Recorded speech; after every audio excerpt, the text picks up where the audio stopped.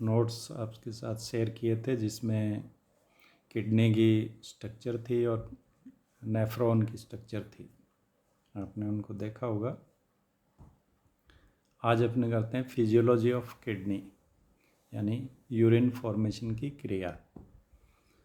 Urine formation की क्रिया kidney के अंदर होती है और ये 3 स्टेप्स में पूरी होती है, जिसमें पहला स्टेप है ग्लोमेरुलर फिल्ट्रेशन, यानी केशिका गुच्छों द्वारा रक्त प्लाज्मा का निस्पंदन। दूसरा है सेलेक्टिव रीअब्जॉर्प्शन, यानी चयनात्मक पुनः अवशोषण। और तीसरा है सीक्रीशन, पदार्थों का रक्त से ट्यूबुलर ल्यूमन में सीक्रीशन या स्रावन। पहला लेते हैं glomerular filtration. Glomerular filtration uriniferous tubule का प्रथम पद रक्त प्लाज्मा का फिल्ट्रेशन है, अर्थात विश्रामावस्था में रक्त का एक बहुत बड़ा अमाउंट जो है किडनी से होकर जाता है, अर्थात लगभग 1 लीटर प्रति मिनट ब्लड जो है किडनी से होकर के गुजरता है। फिल्ट्रेशन ग्लोमेरुलस तथा बाउमन कैप्सूल की सेमी परमेबल मेम्ब्रेन से होकर संपन्न होता है। ग्लोमेरुलस क्या चीज़ है कि ये एक बाउमन कैप्सूल के अंदर एक गुच्छे के रूप में या गांठ के रूप में रहता है। इसके अंदर एफरेंट आर्ट्रियोल के द्वारा ब्लड एंटर होता है और इफरेंट आर्ट्रियोल के द्वारा इससे ब्लड बाहर जाता है। एफरेंट आर्ट्रियोल का डायमीटर इफरेंट आर्ट्रियोल के डायमीटर से अधिक होता है।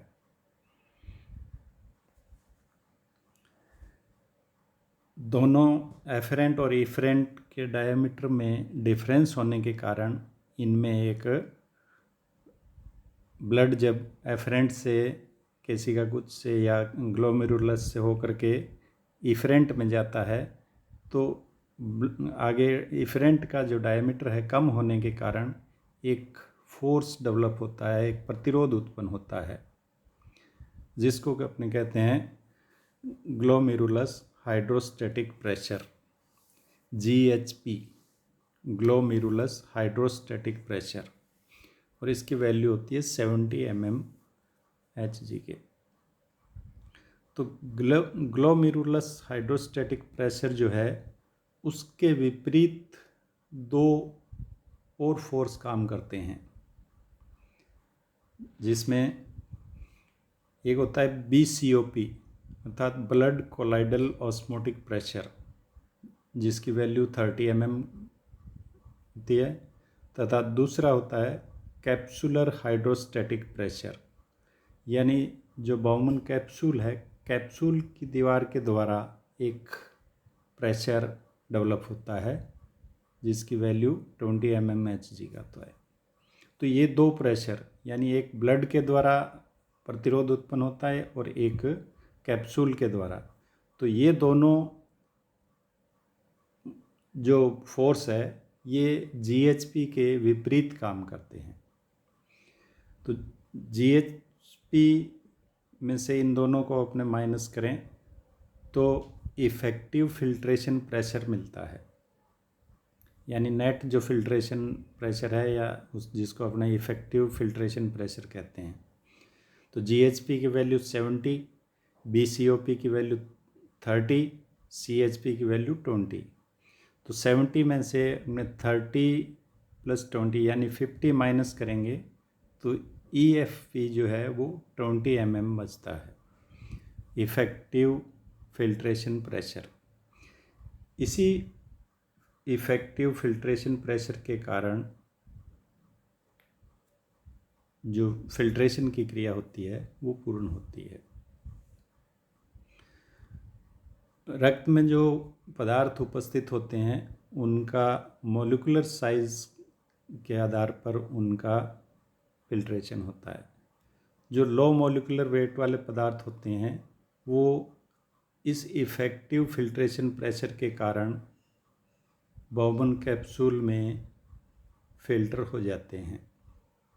यानी जो ब्लड आ रहा है एफरेंट से ग्लोमेरुलस के अंदर, तो ग्लोमेरुलस के अंदर ये जो प्रेशर है, इसमें नेट इफेक्टिव जो प्रेशर है, इसके कारण जो लो मोलिकुलर वेट के सब्सटेंस हैं वो सारे इसमें कैप्सूल के अंदर फिल्टर हो जाएंगे। लो मोलिकुलर वेट के सब्सटेंसेस कौन से हैं? इसमें है water, amino acid, salts, fatty acids, glucose, urea, uric acid, creatinine तथा कई जो टॉक्सिन्स होते हैं वो लो मोलिकुलर वेट में आते हैं। ब्लड के अंदर जो हाई मोलिकुलर वेट के सब्सटेंसेस जैसे आरबीसी, डब्ल्यूबीसी, प्लाज्मा प्रोटीन, ये जो हैं ग्लोमेरुलस से बाहर नहीं आते, यानी इस प्रेशर के कारण ये फिल्टर नहीं हो पाते। जो इफ़ेक्टिव फिल्ट्रेशन प्रेशर है 20 mm का, उससे हाई मोलिकुलर वेट के जो सब्सटेंस है वो फिल्टर नहीं हो पाते, और लो मोलिकुलर वेट वाले सब्सटेंस जो है इस प्रेशर के कारण फिल्टर हो जाते हैं।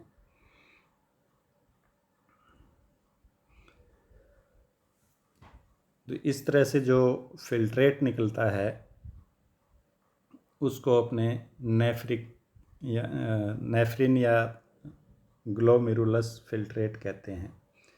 ग्लोमेरुलस फिल्ट्रेट और यूरिन के अंदर क्या डिफरेंस है? ये कुछ जो सब्सटेंस दिए गए हैं जो कि ग्लोमेरुलर फिल्ट्रेट के अंदर इनकी मात्रा और यूरिन के अंदर मात्रा बताई गई है। जैसे सोडियम है, तो फिल्ट्रेट के अंदर प्रतिदिन सोडियम की 600 ग्राम मात्रा जो है वो रिलीज होती है, जबकि यूरिन के अंदर प्रतिदिन केवल 6 ग्राम, यानी फिल्ट्रेट के अंदर 600 ग्राम है और यूरिन के अंदर केवल 6 ग्राम सोडियम निकलता है। पोटेशियम फिल्ट्रेट में 35 ग्राम है, यूरिन में 2 ग्राम होता है। कैल्शियम 5 ग्राम है फिल्ट्रेट में, तो यूरिन के अंदर 0.2 ग्राम। इसी प्रकार से ग्लूकोज फिल्ट्रेट में 200 ग्राम होता है, तो यूरिन में नील होता है, यानी बिल्कुल ही ग्लूकोज की मात्रा नहीं होती। यूरिया फिल्ट्रेट में 60 ग्राम है, तो इसमें यूरिन में 35 ग्राम प्रतिदिन। वाटर लगभग 1.5 से 2 लीटर प्रतिदिन फिल्ट्रेट के अंदर निकलता है, और यूरिन में 1 से 1.5 लीटर वाटर जो है वो निकलता है। तो ये तो था पहला स्टेप अपने ग्लोमेरुलस फिल्ट्रेशन। अब दूसरा आता है सेलेक्टिव रीअब्जॉर्प्शन, यानी फिल्ट्रेट में जो सब्सटेंस फिल्टर होते हैं उनमें से बहुत से सब्सटेंस ऐसे हैं जो कि बॉडी के लिए आवश्यक होते हैं, यानी अगर उनका भी सीक्रेशन हो जाए तो बॉडी को काफ़ी नुकसान होता है। कुछ ऐसे पदार्थ होते हैं जिनका सीक्रेशन या उत्सर्जन आवश्यक होता है, जैसे यूरिया है, क्रिएटिनिन है, यूरिक एसिड है, ये यूरिन के साथ बाहर निकालने ज़रूरी है। और कुछ आवश्यक पदार्थ जैसे जल है, ग्लूकोज है, अमीनो एसिड्स हैं, इलेक्ट्रोलाइट्स हैं, तो ये जो है ये बॉडी के लिए आवश्यक होते हैं। तो इनका वापस एब्जॉर्ब होना, यानी सारे जो सब्सटेंस है उनमें से केवल जो आवश्यक पदार्थ हैं उनका बॉडी उसके द्वारा वापस एब्जॉर्ब होना, ये सेलेक्टिव रीअब्जॉर्प्शन कहलाता है। अर्थात वह प्रक्रिया है जिसके द्वारा ग्लोमेरुलस फिल्ट्रेट के वर्क नलिकाओं से होकर गुजरने के दौरान इसके अनिवार्य यानी एसेंशियल कॉन्स्टिट्यूएंट्स जो हैं शरीर में पुनः अवशोषित कर लिए जाते हैं।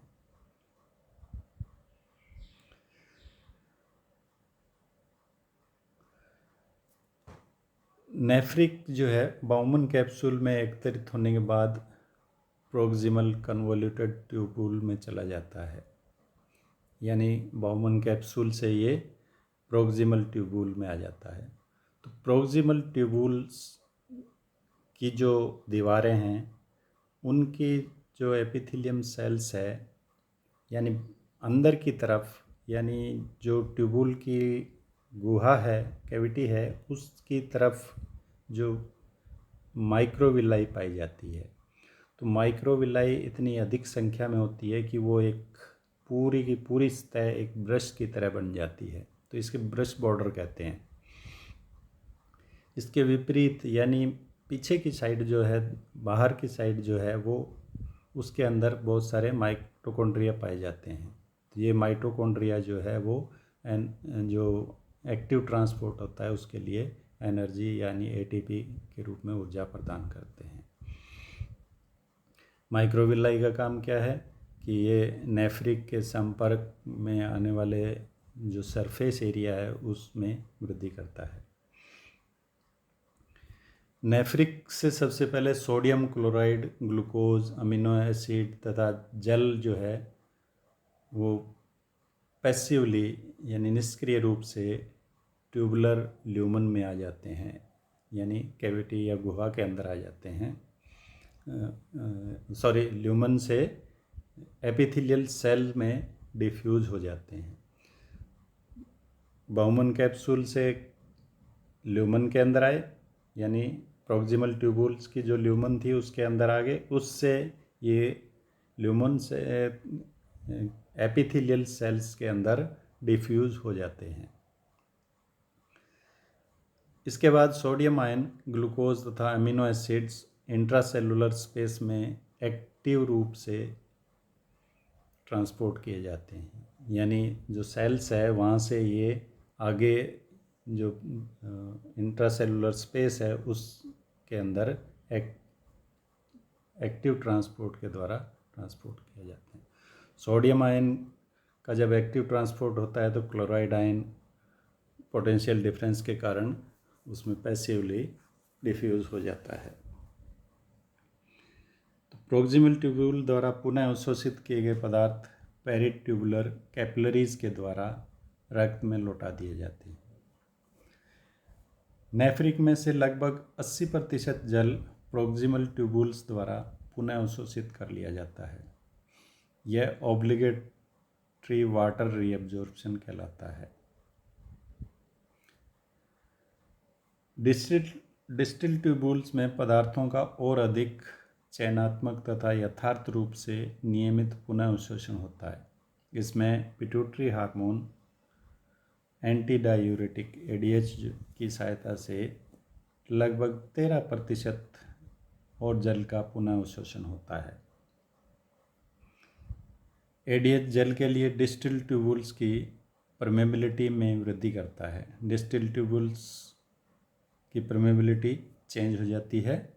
डिस्टिल ट्यूबुल्स द्वारा किए जाने वाले पुनः अवशोषण को विकल्पी जल अवशोषण यानी फैकल्टेटिव वाटर रीअब्जॉर्प्शन कहते हैं। इसके अतिरिक्त जब भी रक्त की एसिडिटी बढ़ने लगती है तो डिस्टिल ट्यूबुल्स एक्टिव ट्रांसपोर्ट द्वारा सोडियम आयन के लिए हाइड्रोजन आयन्स का एक्सचेंज कर रक्त के सामान्य पीएच यानी 7.4 को स्थिर करती है।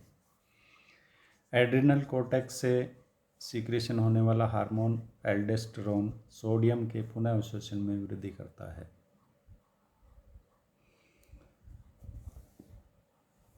थ्रेशोल्ड सब्सटेंस, देली सब्सटेंसेस किसको कहते हैं? तो नेफ्रिक के कुछ कॉन्स्टिट्यूएंट्स प्लाज्मा में उनके कंसंट्रेशन के सामान्य यानी नॉर्मल रेंज में होने पर ट्यूबुल्स द्वारा लगभग पूर्ण रूप से पुनः अवशोषित कर लिए जाते हैं। इन पदार्थों को प्लाज्मा लेवल की सीमा से अधिक बढ़ने पर ही यह यूरिन के साथ बाहर आना प्रारंभ होते हैं, तो इन्हें थ्रेशोल्ड सब्सटेंस कहा जाता है। यानी जो शरीर के लिए आवश्यक एफिशिएंटली पुनः अवशोषित किए जाने वाले पदार्थ जो होते हैं वो हाई थ्रेशोल्ड कहलाएंगे, जैसे ग्लूकोज, अमीनो एसिड, कीटो एसिड्स, विटामिन सी। कुछ पदार्थ जैसे क्रिएटिनिन, यूरिया, यूरिक एसिड जो है पुनः अवशोषित नहीं होते, तो ये नॉन थ्रेशोल्ड सब्सटेंस कहलाते हैं। Non threshold and highly threshold के बीच में जो कुछ पदार्थ आते हैं उन जिनका बहुत कम रीएब्जॉर्प्शन होता है को लो थ्रेशोल्ड सब्सटेंसेस कहा जाता है। तीसरा आता है ट्यूबुलर सीक्रेशन। Tubular secretion